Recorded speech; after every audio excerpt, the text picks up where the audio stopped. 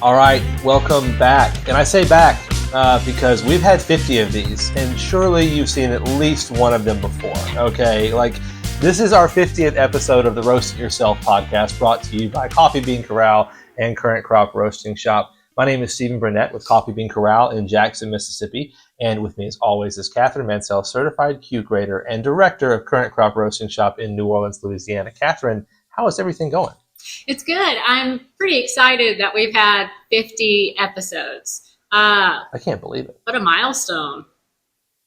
It's huge. It's huge. It's huge. And yeah, this is I mean, we started this just answering people's questions because we were already doing that. We were already answering all these coffee questions, and we thought it'd be really nice to answer these like just once, especially the ones that repeat, so we've been doing that. Yeah. Of course, that didn't fix the problem at all. We still answer these questions all the time. Yeah. But we have a lot more fun recording it and getting it out there for people. Yeah. But yeah, this is literally our 50th episode. I dressed up for the occasion. As you can see, I got a jacket on. Yep.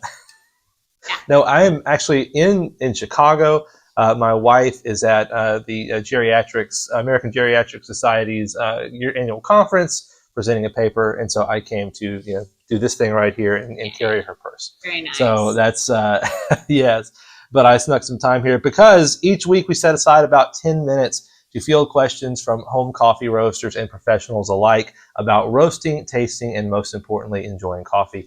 You can send your questions to questions@riypod.com. That's questions@riypod.com to get a nice shout out from us in an upcoming episode, and of course to get your question answered. Like more than 50 people have already done. Like if you send a question in now, you're already with a great group of people that have already sent their questions in because we've answered like 50 of them. It's crazy. Yep. Now this week, actually, we want to do something a little different. We didn't like choose a question to answer. Instead, we wanted to kind of like give our tips for people that are interested in roasting coffee about how to take that plunge. I have that conversation with people who call in and they just have basic questions like, what do I need to roast coffee? What does it take? How hard is it? How long does it take? Those kinds of things. And they're usually coffee fans. They're usually into the specialty coffee scene. And it's just the next like evolution of their coffee like rabbit hole journey, right? Is getting into coffee roasting for the first time. So we're going to give our tips, Catherine and I, for starting out roasting coffee. And so if you've never roasted before, this episode is for you. We want to help you get started. If you've roasted a lot, we all benefit from beginner stuff. We all benefit. Oh, I never thought about that before. I've kind of worked around that some of the way. So that's what this is. So Catherine, you deal with a lot of people who are just starting out or wanting to. They come in the shop for, like a white chocolate mocha, and they walk out having roasted their first half pound of coffee. So tell me, like, what are some things you've seen? What are some tips you have for people that say, I want to start roasting coffee, I just don't know how? Sure.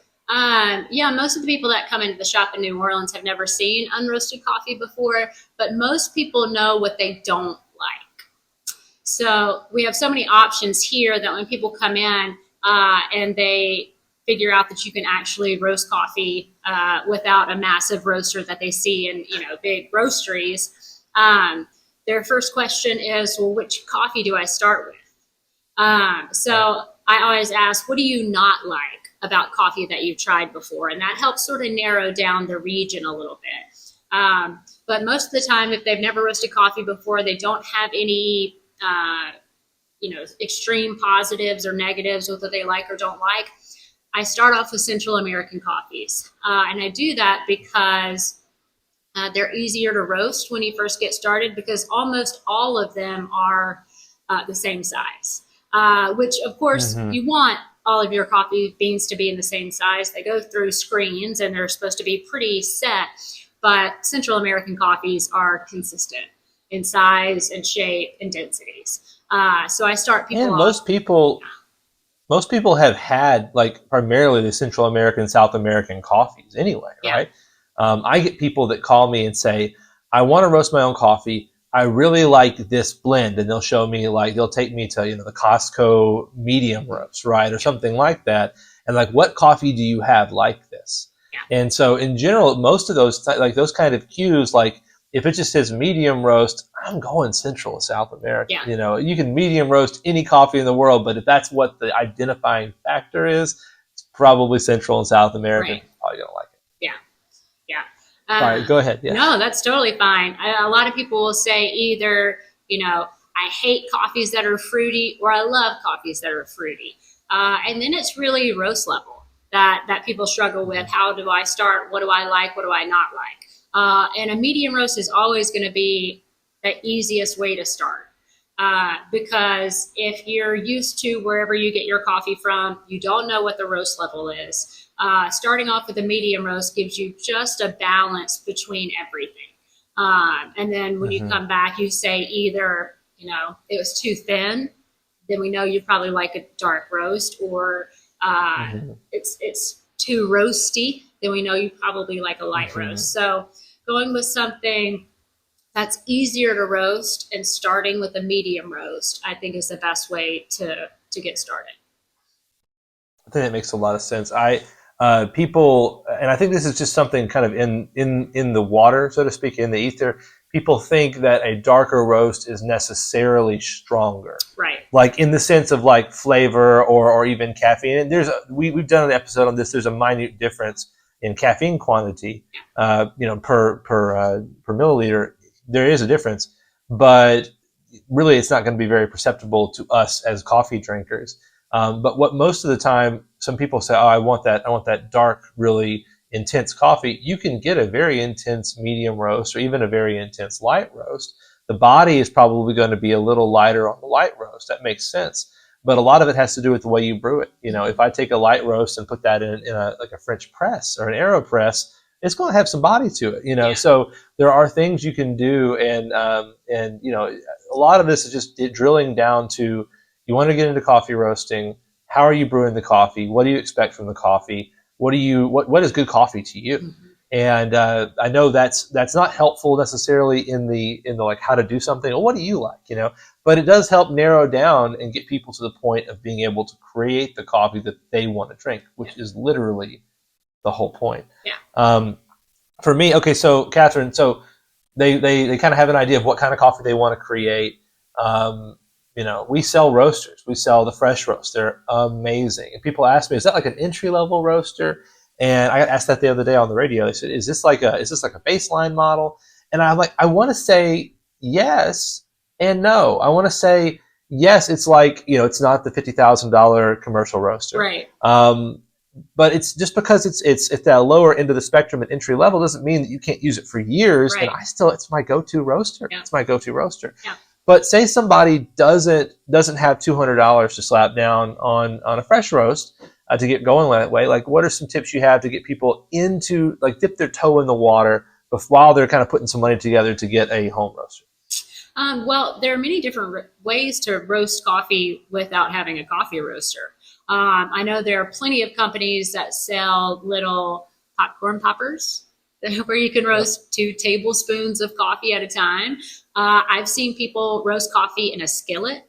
I've seen people roast coffee in an oven. I would not recommend, because your house is going to smoke out and you need agitation on the bean. So an oven is not one that I recommend. I'm just going to say that now. Right. I do not recommend you roast coffee in an oven. Right. But a skillet, it can be done. It can be done. It can be done. But a skillet, you could actually do it. If you've ever made a roux before and you're used to 15 to 18 minutes of constantly stirring, your arm can do that, then you can roast coffee. Or you can find a shop that lets you use their roaster and learn how to roast coffee, like Current Crop in New Orleans. A little plug in right there. Absolutely. So there are many different ways to do it, but if you're interested in trying freshly roasted coffee, and you want to try freshly roasted specialty coffee, then you want to find somewhere that sells specialty grade roasted coffee that has a roast date on it.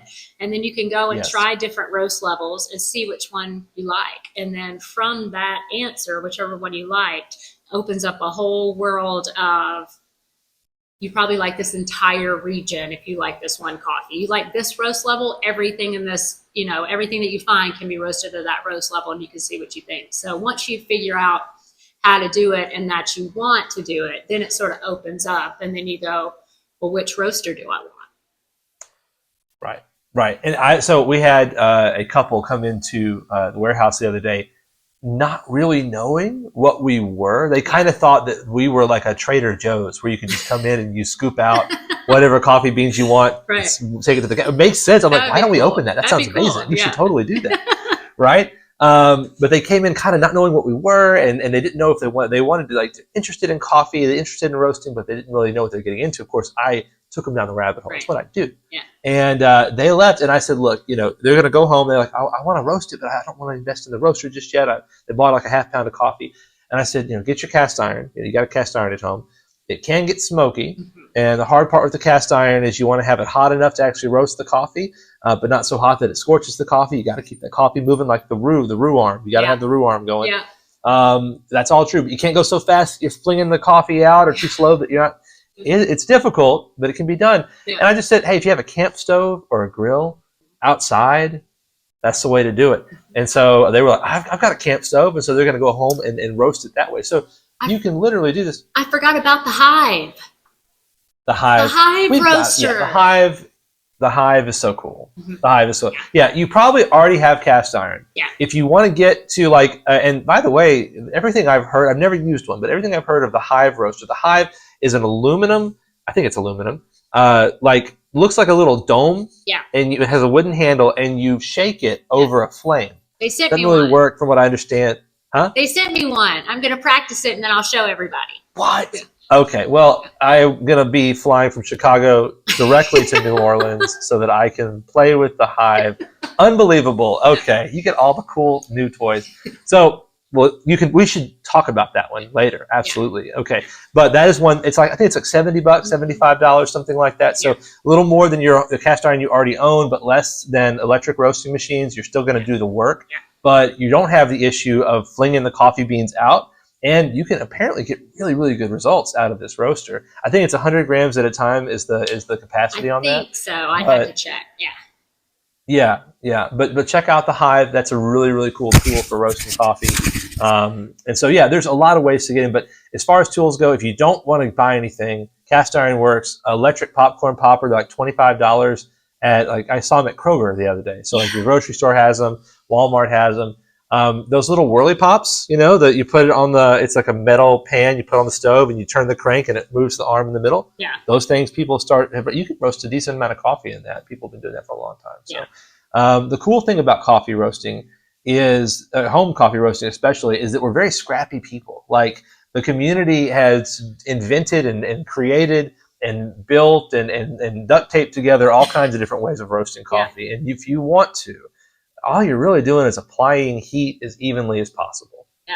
Sufficient heat as evenly as possible. Yeah. And so there's a lot of ways of doing that. There's a lot of methods for the heat delivery, convection, conduction, radiation, but that's what we're doing. It is an art, it's a science, but it's not a rocket science. Like, it can be done, and you can figure it out. Yeah. And the great thing about roasting coffee yourself is that even if it's not objectively the best roast in the world, it's going to be so much better than most of the stuff you're drinking all the time.